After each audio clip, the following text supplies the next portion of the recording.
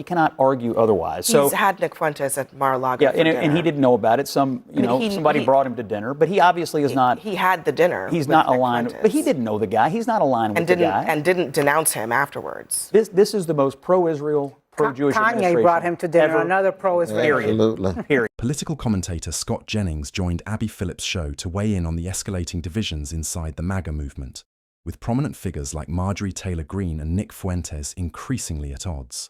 The panel, which also included Cornel West, Batya Ungar-Sargon, and Ana Navarro, offered a wide range of perspectives on what these fractures mean for the broader political landscape. In this video, we'll break down the key moments from their discussion and explore how these internal rifts are shaping the conversation on the right. I'll also share my take on what stood out and why it matters. Let's dive in. Tonight, MAGA world appears to be fraying, and Trump is struggling to keep it all together.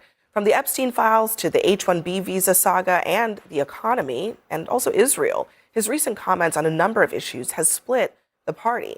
Trump has tried to toe the line without upsetting a lot of people in the base, and he's reminding them who's boss. MAGA was my idea. MAGA was nobody else's idea. I know what MAGA wants better than anybody else, and MAGA wants to see our country thrive. One person not straddling that line is Ted Cruz, who has gone all out in calling out Tucker Carlson for his recent podcast with self-described Nazi and Holocaust denier Nick Fuentes. That podcast has been one of the key things that's divided Republicans of late, with some of them coming forward to defend Carlson under free speech grounds and others accusing him of elevating an anti-Semitic corner of the party. President Trump weighed in on this weekend.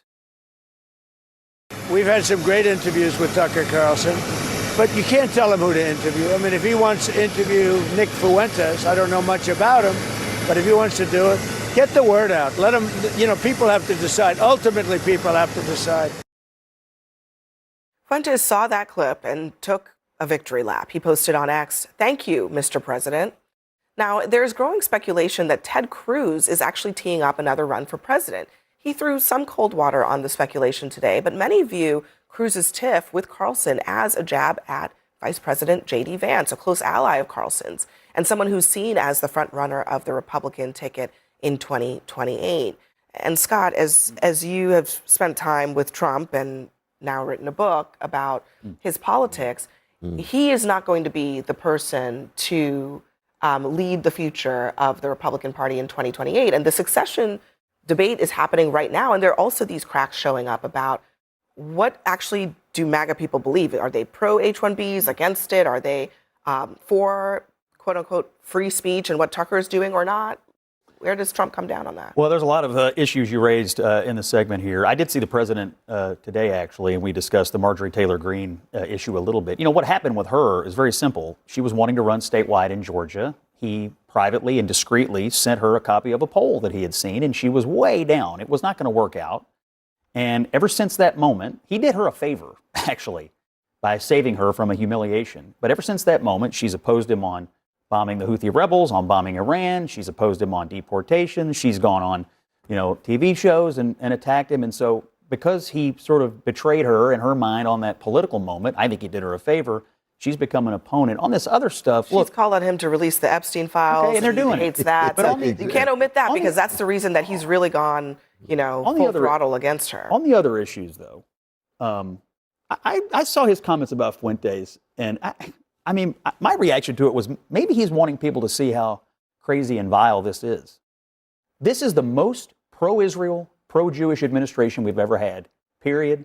You cannot argue it otherwise. The president knows who our ally is. It's Israel, and the president has supported Israel, and the president has been supportive of Jewish Americans and Jewish people around the world. You cannot argue otherwise. He's had Nick Fuentes at Mar-a-Lago. Yeah, and he didn't know about it. Somebody brought him to dinner, but he obviously is not. He had the dinner. He's not aligned, but he didn't know the guy. He's not aligned with the guy, and didn't denounce him afterwards. This is the most pro-Israel, pro-Jewish administration Kanye brought him to dinner. ever. Another pro-Israel. Absolutely. Period.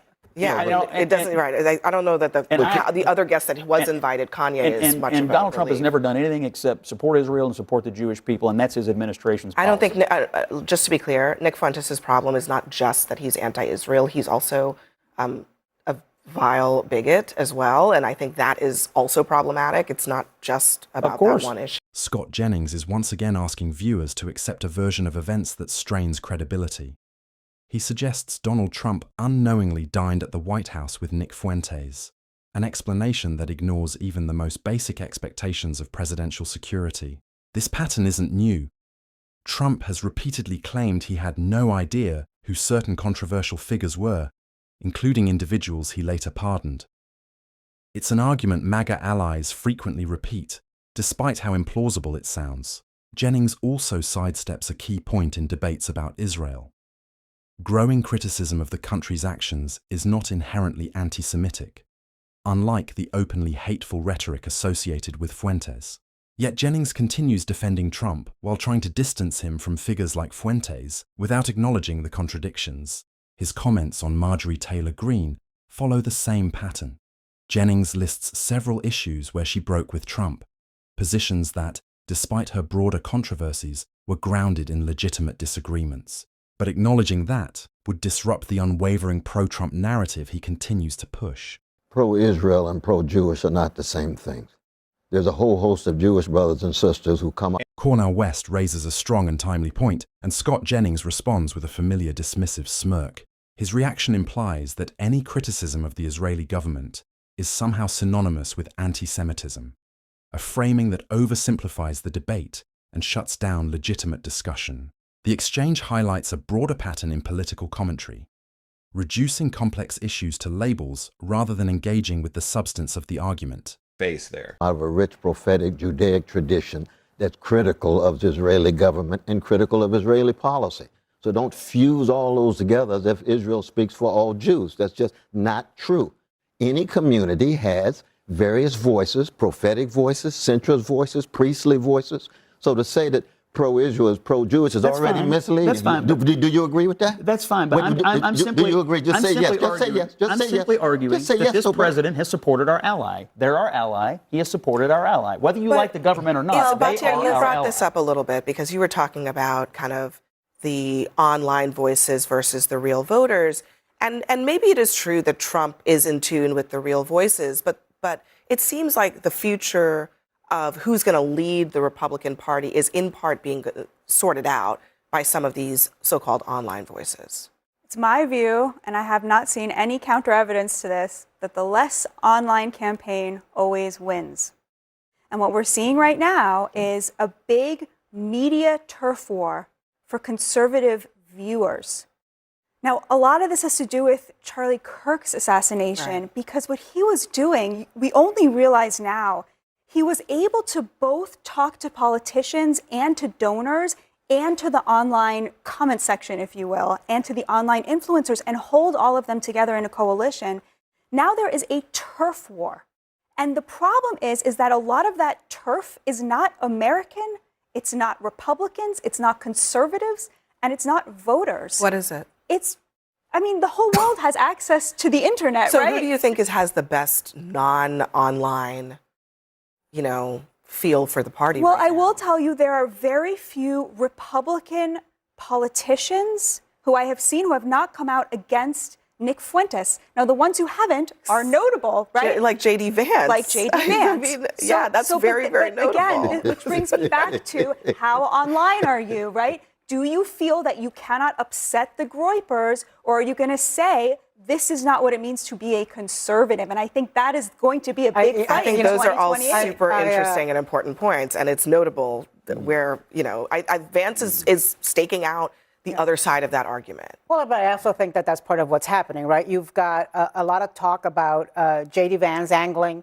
to be the successor. You've got a lot of talk about Marco Rubio angling to be the successor. And I don't think Ted Cruz wants to be left out of it. He's run for it before. Obviously, that ambition is not gone. I think this weekend was for Trump what we saw the consequences of the elections in the 2 weeks ago, which were a resounding rejection of Republicans and Trumpism, in my opinion.